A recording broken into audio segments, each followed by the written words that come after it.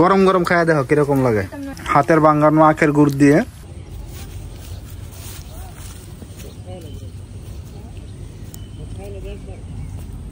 একটু আগেও খেতে পানি দিচ্ছিল।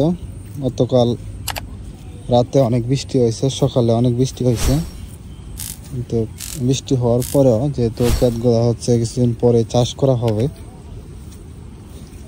এবং এগুলাতে বপন করা হবে। যেমন এই জায়গাটা হচ্ছে বিক্রি করে দিয়েছে, এই জায়গাটা খালি, এটা বিক্রি করে দিয়েছে।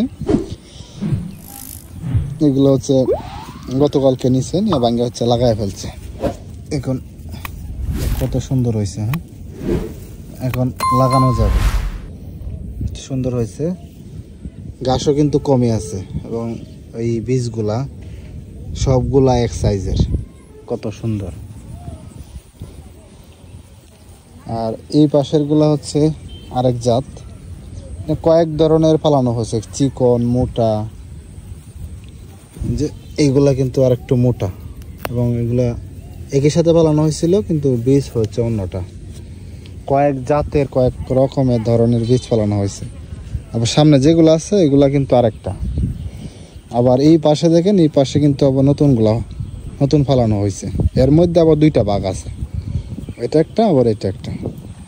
আর এদিকে দেখেন ক্ষেতগুলাকে সবগুলাকে রেডি করা হইতেছে। এই ক্ষেতগুলা 2-1 দিনের ভিতরেই সব রেডি করে, জ্বালা অত রেডি, এই বীজগুলো রেডি, লাগায় ফেলবে। 1 সপ্তাহ 15 দিন পরে এই পুরা ক্ষেতেই সবুজ হয়ে যাবে এবং আস্তে আস্তে এগুলো আবার অগ্রহণের জন্য উপযুক্ত হবে। আর এই বীজগুলো যখন লাগানো হয়ে যাবে তারপর হচ্ছে এখানে হচ্ছে আমরা সবজি চাষ করব। যেহেতু এখন অনেক বৃষ্টি, এই জন্য হচ্ছে এবার এখনো করিনি, বৃষ্টিটা একটু না কমলে নষ্ট হয়ে যাবে। আর যেহেতু এখন ক্ষেতগুলো রেডি করা হইতেছে, এই জন্য হচ্ছে ক্ষেতের মধ্যে পানি দেওয়া শুরু করেছে। এদিকে লাগাইছে কারো ক্ষেত অঙ্কুর? এদিকে লাগাইছে না? রেডি করে রাখছেন না? তাহলে এগুলো কোন জায়গায় নিয়ে লাগাইছে জানো নি? এগুলো লাগাইছে না?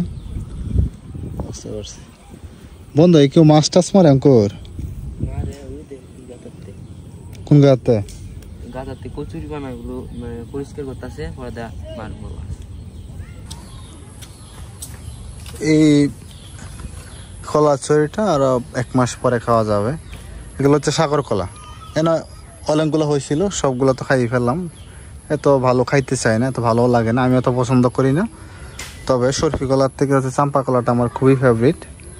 ওই বন্ধে 2-3টা ছড়ি আছে, এগুলো একটু বাড়তে হইলে পরে খাবো।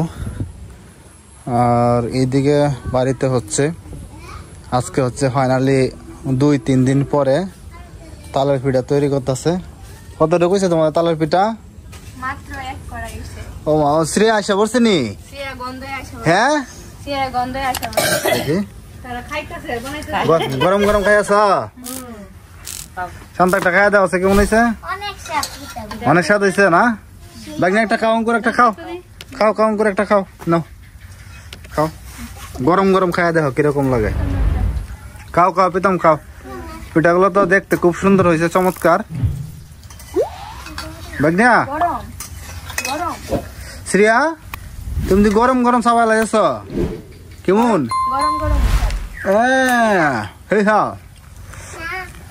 ভিতরে খুব ভালো সিদ্ধ হয়েছে, বাদাটা খুব সুন্দর হয়েছে। আর যেহেতু আমরা চিনি বা গুড় খাই না, এগুলো হচ্ছে হাতের বাঙ্গানো আখের গুড় দিয়ে, চালের গুঁড়া, আর সাথে হচ্ছে একটা নারকেল দিছি। টেস্টটা অনেক ভালো হবে নাকি? হ্যাঁ, তো এই সিজনে হচ্ছে সবাই কম বেশি তালের পিঠা বানায় খায়, আপনারাও খাবেন, ভালো লাগবে। খাও একটা খায় দেখো। এখন গরম গরম তো, গরমটা অনেক বেশি। হ্যাঁ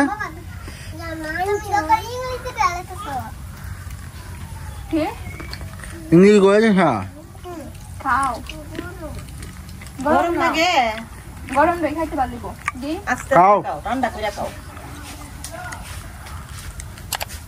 তো ভাঙ্গা রাখো।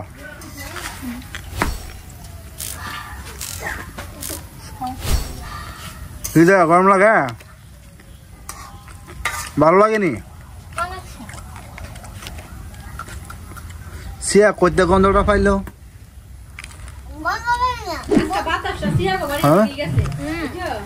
বই পড়তে বসে পরে আমরা ভিডিও বানাইতেছি পরে গন্ধটা গেছে পরে সিয়া